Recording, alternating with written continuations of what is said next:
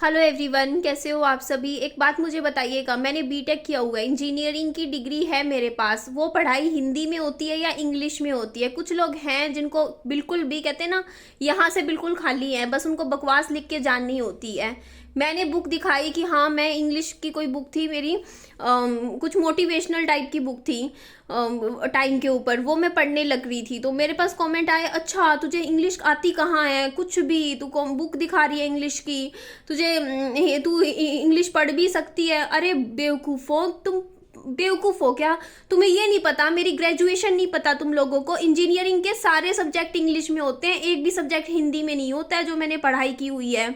मैंने कोई बीए नहीं करी हुई है, कोई एमए नहीं की हुई है, और बीए एमए में भी इंग्लिश होती है। कई लोग हैं जो जो मतलब दूसरे बीए वगैरह करते हैं, उनमें भी इंग्लिश सब्जेक्ट चूज कर सकते हैं। और मेरी जो ग्रेजुएशन रही है वो बीटेक रही है, उसमें हर सेमेस्टर में 6 सब्जेक्ट्स होते हैं, इतनी मोटी मोटी बुक्स होती हैं और वो सबकी सब इंग्लिश में होती हैं। एक लाइन भी हिंदी में नहीं लिखते हैं हम पेपर्स में। और मेरा जो बोर्ड रहा है ना, वो 8th क्लास तक तो मेरा हरियाणा बोर्ड रहा है। मैं खुद बताती हूँ, हरियाणा बोर्ड रहा है, हिंदी मीडियम रहा है, उसमें भी मैंने इंग्लिश पढ़ी है। उसके बाद 9th में मैंने इंग्लिश मीडियम चेंज करवा लिया था। तो 9th 10th 11th 12th 4 साल जो मैंने पढ़ाई करी है वो भी सारे सब्जेक्ट्स इंग्लिश में है। सिर्फ एक हिंदी सब्जेक्ट होता था, वो हिंदी में होता था। बाकी टोटल सब्जेक्ट आप लोग ही बता दीजिए, जिसने इंजीनियरिंग कर रखी हो या कुछ हो, क्या उसको इंग्लिश पढ़नी नहीं आती है, इंग्लिश समझनी नहीं आती है? मैंने इवन मेरी जो पब्लिकेशन फर्म में जो नौकरी थी ना, वो इंग्लिश के ऊपर ही थी, जो मैंने 1 साल की है, जिसमें मेरे पास बाहर से आर्टिकल्स जर्नल्स आया करते थे, जिनमें मैं पूरा जर्नल को रीड करना, जर्नल्स में से इंग्लिश की मिस्टेक्स निकालना, स्पेलिंग मिस्टेक्स निकालना, उसका फॉर्मेट चेक करना, सब कुछ जो सॉफ्टवेयर्स पे काम होते हैं, सी लैंग्वेज, C+ लैंग्वेज, क्या क्या नहीं कर रखा है मैंने। तो आप लोगों को क्या लग रहा है, मैं फालतू लग रही हूँ क्या या बेवकूफ़ लग रही हूँ? पढ़ाई बहुत कर रखी है और पढ़ाई में इंटेलिजेंट हूँ मैं, ठीक है, डिग्री है मेरे पास। तो ये बात मत लिखा कीजिए कि मैं इंग्लिश की बुक नहीं पढ़ सकती हूँ। मेरी परिस्थिति, मेरी सिचुएशन, लाइफ की, इंसान की हर सिचुएशन ऐसी हो जाती है कि इंसान को ना चाहते हुए भी ऐसे काम करना पड़ता है जो कि वो नहीं करना चाहता है। सिचुएशन इंसान को पता नहीं क्या से क्या करवा देती है, ठीक है। अब बहुत सी लेडीज होंगी जो MBA होंगी, जिन्होंने MBA कर रखा होगा और वो हाउसवाइफ बने बैठी होंगी अपने घरों में, जिन्होंने कभी नौकरी की नहीं होगी और पढ़ाई, उनकी क्वालिफिकेशन बहुत अच्छी होंगी। उनकी फैमिली वाले नहीं करवाते होंगे नौकरी, कह देते हैं भाई हमें ज़रूरत नहीं है नौकरी की, हमारे ऑलरेडी बहुत है, पैसा है, बच्चे संभाल लो, बच्चों को आगे पढ़ा लो, बस। तो इसका मतलब कि अगर कोई लेडीज घर के काम कर रही है या साधारण रहती है, तुम लोग मेरी सिंपलिसिटी से धोखा खाने लग रहे हो। तुम लोगों को लगता है लड़की को सिंपल सी रहती है, गवारों की तरह रहती है, सिंपल सी है, बाल वाल सिंपल रखती है, अपने आप को इतने अच्छे से बहुत मॉडर्न तरीके से कैरी नहीं करती, इसका मतलब मुझे इंग्लिश लैंग्वेज नहीं आती है? कमाल ही हो गया। बहुत अच्छी अच्छी जो हाई लेवल की इंग्लिश होती है ना, वो बुक्स, लिटरेचर मैं आज से कई साल पहले पढ़ के छोड़ चुकी हूँ। बहुत अच्छी फॉरेन ऑथर्स की बुक्स पढ़ती थी मैं, इंग्लिश लिटरेचर की। आज से नहीं, बहुत साल पहले जब मैं कॉलेज में एंटर हुई थी ना, तब हमारे कॉलेज में लाइब्रेरी हुआ करती थी, जिसमें टोटल इंग्लिश की जैसे नॉवेल्स, मोटिवेशनल बुक, सब कुछ होता था वहाँ पे। इंजीनियरिंग की बुक्स भी होती थी वैसे भी। तो आपका जो मन करता है आप पढ़ाई करो वहाँ पे। तो मैं वहाँ से ले जाया करती थी, बुक मिलती थी हमें घर के लिए पढ़ने के लिए वहाँ पर कॉलेज टाइम में। तो वहाँ पे मतलब जैसे आप इतने दिन के लिए आप बस आप सबमिट करवा सकते हो 5 दिन के लिए। तो हमारे सैटरडे संडे जैसे छुट्टी होती थी तो मैं 1-2 3 बुक्स ले जाती थी और घर में बैठ के वो बुक्स पढ़ती रहती थी। शौक था भाई, बीटेक की भी पढ़ाई करती थी, वैसे भी मेरे को शौक था पढ़ने का, बुक्स वगैरह लिटरेचर, तो मैं वो भी पढ़ लेती थी।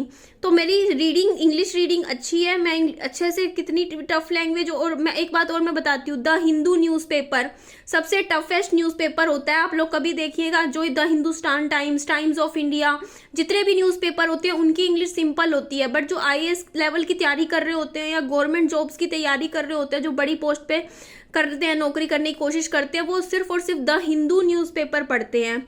तो मैंने 1 साल हर रोज 2 घंटे द हिंदू न्यूज़पेपर पढ़ा है, मैंने रीडिंग किया है 1 साल तक। और द हिंदू न्यूज़पेपर ऐसा होता है जिसमें आपको एक पैराग्राफ में से 10 वर्ड्स ऐसे मिलेंगे जिनके आपको मतलब भी नहीं पता होंगे। इतनी टफ इंग्लिश होती है, बिल्कुल हाई लेवल की। उसके लिए आपको मार्क कर करके डिक्शनरी में ढूंढने पड़ते हैं वर्ड्स की, इस वर्ड का मीनिंग क्या है। वो वाला न्यूज़पेपर 1 साल मैंने लगातार पढ़ा है।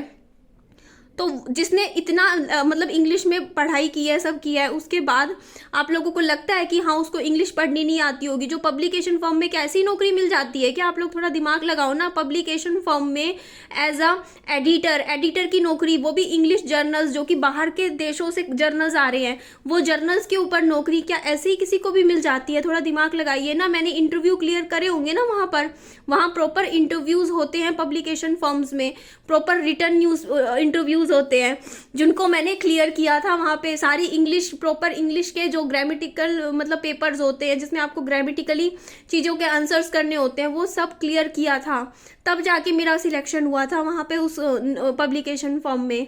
ठीक है, इसके अलावा भी मैंने 2-3 कंपनीज थी जिनमें एज अ कॉल सेंटर मेरा मतलब जो था इंग्लिश का था। सैमसंग जो प्रोफाइल था, सैमसंग प्रोफाइल होता है जो मोबाइल फ़ोन्स का, टीवी का, इन सब का, तो इसमें मेरा सिलेक्शन हो गया था एज अ कॉल सेंटर की नौकरी थी। मैं ये नहीं कहती बहुत बड़ी टेक्निकल फर्म में थी, बट वहाँ पर भी इंग्लिश देखी जाती है। आप सोचो, जो ये बीपीओ की नौकरी भी होती है ना, वहाँ पर भी आपका प्रॉपर प्रोनाउंसिएशन के टेस्ट होते हैं, प्रॉपर वहाँ से कंप्यूटर द्वारा लाइन्स बोली जाती है जिनको आपको रिपीट करना होता है। पूरे इंटरव्यू, जो भी इंटरव्यू होते हैं वो टोटल इंग्लिश में होते हैं, कोई हिंदी में इंटरव्यू नहीं होता है। तो मैंने सारे इंटरव्यूज़ दिए हुए हैं, बहुत अच्छी अच्छी कंपनीज़ में दिए हैं और अच्छी जगह सिलेक्शन भी हुए थे। बट हर इंसान क्या करता है ना, एक औरत को अपना कहीं ना कहीं कैरियर को कॉम्प्रोमाइज़ करना पड़ता है अपनी फैमिली के लिए, अपने बच्चों के लिए, जो कि मैंने भी किया है। मैंने वो कॉम्प्रोमाइज़ अपनी शादी के लिए किया था। सबसे पहला कॉम्प्रोमाइज़ जब अपनी शादी के लिए मैंने अपनी नौकरी छोड़ दी थी। ठीक है, दूसरा कॉम्प्रोमाइज़ इवन मैंने इंपोर्ट एक्सपोर्ट की कंपनी में भी कुछ 8-9 महीने नौकरी की थी, वो भी प्रेगनेंसी की वजह से मैंने वहाँ नौकरी छोड़ी थी। तो ऐसा नहीं है, कंपनियों में नौकरी टू नौकरी मैंने किया है, बाहर निकली हूँ। ठीक है, ट्यूशन्स भी पढ़ाया है शुरू से, तो पढ़ाई लिखाई में मैं रही हूँ शुरू से, और मुझे बहुत शौक है पढ़ने का। मेरा तो बस चले ना, मेरे को बाहर भी निकलने का मेरा मन नहीं है। मुझे किताबें दे दो, बुक्स दे दो बहुत सारी, पूरे दिन सुबह से मैं रात को घर से बाहर निकलूंगी, मैं पूरा दिन पढ़ाई करती रहूँगी। मैं इतना बुक्स वगैरह में पढ़ती हूँ मैं। बट ये है कि देखो यार, आप लोगों को ये चीज़ इसलिए लगती है क्योंकि मेरा प्रोफेशन ऐसा है, जिस प्रोफेशन में मैं हूँ, यूट्यूबर हूँ मैं, यहाँ पर इस फील्ड में कोई इतना पढ़ाई लिखाई का कोई लेना देना नहीं होता है यहाँ पर। ये प्रोफेशन है, तो इस प्रोफेशन में थोड़ा बहुत वही ड्रामा, मिर्च मसाला, ये सब चीज़ें चलती है, जिसकी वजह से आप लोगों को मेरी एक्चुअली जो निधि है वो दिखती ही नहीं है ना, कि उस चीज़ का वही है ना। देखो, अगर मैं पब्लिक किसी कंपनी में जाऊंगी तो उनको मेरी वो क्वालिटीज़ नज़र आएंगी, जो क्वालिटीज़ वहाँ दिखेंगी वो यहाँ थोड़ी दिखेंगी। यहाँ तो आप लोगों को बस यही दिखता है, निधि को खाना बनाना नहीं आता है, निधि को अच्छी रोटियाँ बनानी नहीं आती है। यहाँ तो लोग, यहाँ जो बैठे हैं लोग तो बस यही जजमेंट करते हैं कि बस एक औरत होने का मतलब तो बस यही होता है, रोटी गोल नहीं बनानी आती तो इसका मतलब ये पागल है, बेवकूफ़ है, कुछ नहीं इसको आता जाता। चाहे पढ़ाई में चाहे कितनी इंटेलिजेंसी हो, वो सब गई भाड़ में, है ना, वो सब गया मतलब। तो वही बात हो जाती है यार, अगर मेरी इंग्लिश अच्छी नहीं होती, मेरे को इतना एक्सपोजर नहीं होता बाहर का, मैंने ऐसे निकली ना होती, तो क्या मैं इतनी कॉन्फिडेंट होके या सोशल मीडिया पे बातें रख पाती, बोल पाती? आप खुद सोचिए ना, ये चीज़ मैं कितने अच्छे से बोल लेती हूँ, स्पीकिंग तो है ना मेरी। तो हर एक चीज़ होती है यार। मैंने सिर्फ देखो यार, इस परिस्थितियाँ इंसान की ऐसी हो जाती हैं। मैं आज भी कहती हूँ मैं नौकरी नहीं कर पा रही हूँ, तो मेरे बच्चे की वजह से, मेरा विहान की वजह से, क्योंकि मेरा जो बेटा है उसको देखते हुए, क्योंकि उसकी दवाइयाँ फर्स्ट ऑफ ऑल चल रही हैं और ऊपर से पीछे कोई भी नहीं है उसको संभालने वाला कि पीछे संभाल लो। और जो कहते हैं ना डे केयर, भैया अपने को नहीं डालना, भैया अपने बच्चे को डे केयरों में डाल के अपने बच्चे नहीं पालने मुझे। मेरे को अपना बच्चा अपने पास रख के पालना है, मैं इसको बड़ा करना चाहती हूँ, उसकी दवाइयाँ चल रही है, इसकी केयर करना चाहती हूँ। और यहाँ पे नहीं है कोई भाई इतना हिसार में डे केयर ये यहाँ पे तो प्ले स्कूल्स ही होते हैं, इतना यहाँ पे नहीं है इतना ज़्यादा वो चीज़। यहाँ पे तो फैमिलीज होती हैं, जॉइंट फैमिलीज होती हैं, पीछे से बच्चे को संभाल लेती हैं। अगर बहू जो नौकरी भी करती है तो पीछे कोई दादा दादी कोई ना कोई होता है जो बच्चे को संभाल लेता है। बट मेरे साथ उल्टा ये चीज़ है कि भाई मेरी मम्मी का नहीं है, मम्मी ने साफ बोल रखा है उनसे नहीं संभलता, 9-9 10-10 घंटे के लिए वो बच्चा नहीं संभाल सकते हैं, पीछे बहुत मुश्किल हो जाता है भाई, मतलब उस एज में बच्चे को संभालना भी तो नहीं होता। तो मैंने वो जिम ज्वाइन किया था, मैं वो जिम क्यों नहीं जा पाई, क्योंकि यही वजह से थी, क्योंकि जिम जाती तो फिर 1 घंटे के लिए मम्मी के पास छोड़ना पड़ता। मैंने 10,000 रुपये अपने खराब किए, बल्कि मैं गई भी नहीं, जा भी नहीं पाई हूँ। और मन था बहुत, क्योंकि पीछे से टेंशन रहती थी। जिम चली जाती थी मम्मी के पास, कई बार बच्चा छोड़ जाती, अब मैं टेंशन पीछे से इतनी ज़्यादा। जिम में भी एक्सरसाइज कर रही हूँ बट दिमाग एक्सरसाइज में नहीं होता था, पूरा दिमाग विहान में पड़ा रहता था कि कहीं विहान सड़क की तरफ ना निकल गया हो, कहीं किसी करंट की वायर को उसने ना छू लिया हो। तो ये जो डर होता है ना, नहीं हो पाता यार। नौकरी भी बड़ी मुश्किल हो जाती है ऐसे में। अब देखो ना, अब ये काम मेरा सही है, देखो यार एज अ यूट्यूबर चलो मेरा जो भी काम है इसमें मैं मेरे बच्चे को भी संभाल पा रही हूँ, उसकी टेक केयर भी कर पा रही हूँ, घर में रह के ही काम भी कर पा रही हूँ, बच्चा भी संभाल रही हूँ और अपनी वीडियोस का काम भी करती रहती हूँ। तो इसीलिए मेरे को देखो यार, चाहे मेरे यहाँ पे पैसे कम बनते हो लेकिन फिर भी यार ठीक है यार, चाहे मान लो महीने का 10,000 भी मैं घर पे कमा रही हूँ तो कम से कम 10,000 भी मेरे लिए ठीक है कि चलो यार कम से कम एटलीस्ट मैं अपने बच्चे को तो संभाल पा रही हूँ, उसको टाइम दे पा रही हूँ, अच्छे से उसकी केयर कर पा रही हूँ।